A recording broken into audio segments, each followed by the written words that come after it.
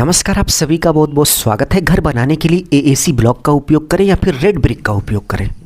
AAC block लगाने से घर की मजबूती अच्छी होगी या फिर रेड ब्रिक लगाने से? कौन सी ईंट कितने की मिलती है, किस ईंट को कहां पर उपयोग करना चाहिए, घर बनाने के लिए कौन सी ईंट सबसे उपयोगी है, इस वीडियो में एक एक करके फुल इन्फॉर्मेशन आप सभी से शेयर करेंगे। बट वीडियो में आगे बढ़ने से पहले आप सभी से बस छोटी सी रिक्वेस्ट है कि प्लीज़ वीडियो को लाइक करके अपने दोस्तों में शेयर कर दीजिए, जिससे हम आगे भी मिलते रहें। फर्स्ट पॉइंट की बात करें तो आप देख सकते हैं कि ये एएसी ब्लॉक है और इसको बनाने के लिए कोयले के बाद जो राख बचती है, जिसको हम फ्लाई ऐश बोलते हैं, उसका उपयोग किया जाता है। यानी कि वेस्टर्न मटेरियल से ये एएसी ब्लॉक बनाया जाता है। वहीं यदि हम रेड ब्रिक की बात करें तो नेचर में जो सॉइल होती है, मिट्टी होती है, उसकी खुदाई करके उसका पेस्ट बनाकर हाई टेम्परेचर पे पकाकर कुछ इस तरीके से रेड ब्रिक बनाई जाती है। तो कहीं ना कहीं रेड ब्रिक बनाने में बहुत ही ज़्यादा मिट्टी का नुकसान होता है। जहाँ से मिट्टी निकाली जाती है वहाँ पर खाई बन जाती है, वहाँ पर जल भराव हो जाता है। जल भराव से भाई मच्छर वगैरह पनपते हैं और बीमारियाँ भी फैलती हैं। और इसके साथ साथ जहाँ से मिट्टी निकलती है वो एरिया पूरा का पूरा डाउन हो जाता है। वो भूमि जो है ज़्यादा मिट्टी निकालने से कृषि योग्य नहीं रहती। तो ऐसे में रेड ब्रिक बनाते समय कहीं ना कहीं हम प्रकृति का बहुत ही ज़्यादा नुकसान करते हैं। सेकेंड पॉइंट की बात करें तो जो एएसी ब्लॉक होता है, इससे यदि आप घर बनाते हैं तो वो जो घर है वो गर्मी के समय थोड़ा ठंडा रहेगा और ठंडी के समय थोड़ा गर्म रहेगा। वहीं यदि हम रेड ब्रिक की बात करें तो ये गर्मी के समय एकदम बहुत ही ज़्यादा गर्म हो जाएगा। सूर्य अस्त होगा तो उसके बाद भी भाई कम से कम 3-4 घंटे आपका रूम एकदम तपता रहेगा। तो यदि आपके एरिया में ज़्यादा गर्मी पड़ती है तो उस सिचुएशन में आपको घर बनाते समय एएसी ब्लॉक का उपयोग करना चाहिए। नेक्स्ट यदि हम एएसी ब्लॉक की साइज़ की बात करें तो भाई साहब एएसी ब्लॉक का साइज़ तो बड़ा होता है लेकिन इसका वेट बहुत ही कम होता है। यदि हम एएसी ब्लॉक के साइज़ की बात करें तो 600 बाई 200 बाई 100 mm का ये मार्केट में आता है। इसका जो बड़ा साइज होता है वो यही होता है, जो कि एक रेड ब्रिक के 8 ईंटों के बराबर होता है।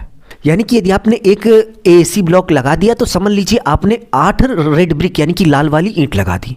इतना ज़्यादा ये बड़ा होता है और इसका जो वेट होता है वो बहुत ही कम होता है। तो इसका साइज़ बड़ा होने से भाई साहब इसमें जोड़ कम होते हैं और इसको लगाने के लिए जो मसाला उपयोग होता है वो रेड ब्रिक की तुलना में 40% से लेकर 45% तक कम यूज होता है। यानी कि एएसी ब्लॉक यदि आप लगा रहे हो तो इसको जोड़ने के लिए जो मसाले की ज़रूरत होगी वो रेड ब्रिक की तुलना में भाई साहब 40% कम होगी। एक बचत यहाँ पर हो गई। और इसके साथ साथ इसका साइज जो बड़ा होता है इसके कारण इसको लगाने में भाई कम टाइम लगेगा और जिससे मजदूर का जो खर्च होगा वो कम आएगा। अब आप यही सोचिए कि यदि आपने एक एएसी ब्लॉक लगा दिया तो समझ लो आपने 8 रेड ब्रिक लगा दी। नेक्स्ट मजबूती की बात करें तो एएसी ब्लॉक की तुलना में रेड ब्रिक ज़्यादा मजबूत होती है। एएसी ब्लॉक अभी आप ऐसे खुरचना स्टार्ट करोगे तो भाई धीरे धीरे वो निकलने लगेगा, ठीक है।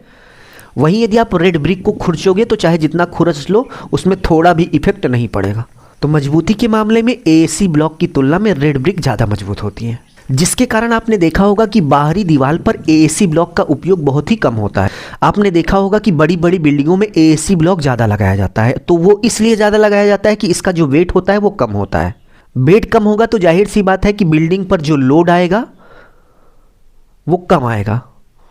इसीलिए अंदर की दीवार बनाने के लिए केवल एएसी ब्लॉक का उपयोग किया जाता है। आपने बहुत कम देखा होगा कि बाहर की दीवार बनाने के लिए बिल्डिंगों में एएसी ब्लॉक का उपयोग किया जाता हो, क्योंकि बाहर की जो दीवारें होती हैं वो सिक्योरिटी पर्पस को ध्यान में रखते हुए कंक्रीट की बनाई जाती हैं। तो बाहर की दीवार के लिए भाई एएसी ब्लॉक बिल्कुल भी सही नहीं है, क्योंकि इसको तोड़ना, इस तरीके से तोड़ना इसको बहुत ही आसान होता है।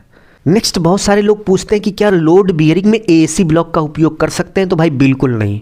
यदि आप लोड बियरिंग वाला घर बना रहे हो, यानी कि जिसमें पिलर और बीम नहीं होती, केवल ईंट की नींव बनाई जाती है, तो उस सिचुएशन में आप रेड ब्रिक का उपयोग करके घर बनाइएगा। और यदि आप पिलर पर घर बना रहे हैं तो आप एएसी ब्लॉक का उपयोग कर सकते हैं, आपको किसी भी तरह की दिक्कत नहीं आएगी। बट यदि आप लोड बियरिंग का घर बना रहे हैं जिसमें पिलर ना हो, कॉलम ना हो, प्लिंथ बीम ना हो, लोड बियरिंग का स्ट्रक्चर बना रहे हैं, तो उस सिचुएशन में आप रेड ब्रिक का उपयोग करके घर बनाएंगे। नेक्स्ट यदि हम प्राइस की बात करें तो 600 बाई 200 बाई 100 mm का जो ब्लॉक आता है मार्केट में, ये आपको 100 रुपये से लेकर 110 रुपये का एक पीस मिल जाता है। वहीं यदि हम रेड ब्रिक की बात करें तो भाई साहब रेड ब्रिक आपको मार्केट में 7 से 8 रुपये की एक पीस मिलती है। बट एक एएसी ब्लॉक भाई 8 ईंटों के बराबर होता है।